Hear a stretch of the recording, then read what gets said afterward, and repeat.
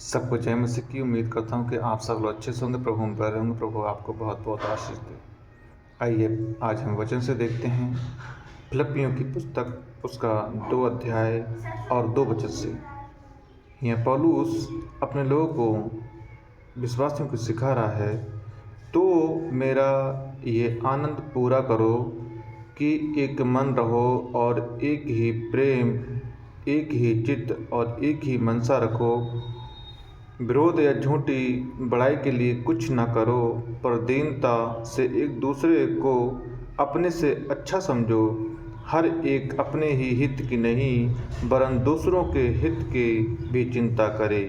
जैसा मसीह का स्वभाव था वैसा ही तुम्हारा स्वभाव हो, जिसने परमेश्वर के स्वरूप में होकर भी परमेश्वर के तुल्य होने को अपने बस में रखने की वस्तु ना समझा। आमीन।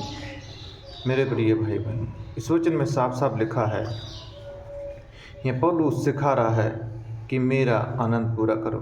और पौलुस का आनंद क्या था कि जितने भी मसीह लोग हैं, जितने विश्वासी लोग हैं, एक मन रहें, एक प्रेम रहे, एक दूसरे की सहायता करें, एक दूसरे की मदद करें। ये पौलुस का आनंद था और लोगों तक परमेश्वर का सुसमाचार सुनाएं।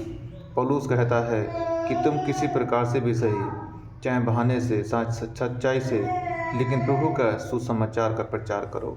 हाँ मेरे प्रिय भाई बहनों, यही पौलुस का आनंद था। और हम लोग आपस में झगड़ा ना करें, बुराइयां ना करें और एक दूसरे के हित के लिए भलाई पे लगे रहें। हाँ मेरे प्रिय भाई बहनों, जिस प्रकार से वचन में लिखा है कि तो मेरा ये आनंद पूरा करो, एक ही मन रहो और एक ही प्रेम, एक ही चित्त और एक ही मनसा रखो। तीसरे वचन में लिखा है 2:3 में, विरोध या झूठी बड़ाई के लिए कुछ ना करो। हाँ मेरे प्रिय भाई बहनों, लोग झूठी बड़ाई के लिए, अपना नाम के लिए क्या क्या करते हैं, एक दूसरे को धोखा देते हैं, एक दूसरे की बुराइयां करते हैं, केवल अपनी ही बड़ाई के लिए। लेकिन वचन कहता है कि आपकी सराहना दूसरा करे तो करे, लेकिन तू अपनी सराहना ना करना। हाँ मेरे प्रिय भाई बहनों, अपनी बड़ाई के लिए झूठ का सहारा ना लें और दूसरे को ठेस ना पहुँचाएं। आगे लिखा है, पर दीनता से एक दूसरे को अपने से अच्छा समझो। हाँ मेरे प्रिय भाई बहनों, अपने को एक दूसरे से अच्छा समझे। मेरे प्रिय भाई बहनों, किसी को भी छोटा ना समझे, किसी को भी तुच्छ ना समझे। और जो प्रभु में है उस पर प्रभु का अनुग्रह है और वो बहुत महान है। हाँ मेरे प्रिय भाई बहनों, और आप प्रभु को जानते हैं तो आप भी महान हैं। हर एक अपने ही हित की नहीं वरन दूसरों के हित की भी चिंता करे। हाँ मेरे प्रिय भाई बहनों, क्या हम दूसरे के हित की चिंता करते हैं या दूसरे के विरोध में रहते हैं? मेरे प्रिय भाई बहनों, हमें दूसरे के विरोध में नहीं रहना है, हमें दूसरे के विरोध नहीं कुड़कुड़ाना है। मेरे प्रिय भाई बहनों, और आगे वचन में लिखा है कि जैसा मसीह का स्वभाव था 5 वचन में, वैसा ही तुम्हारा स्वभाव हो। हाँ मेरे प्रिय भाई बहनों, जैसा मसीह का स्वभाव था, मसीह का स्वभाव कैसा था आप जानते हैं अच्छी तरीक़ा से।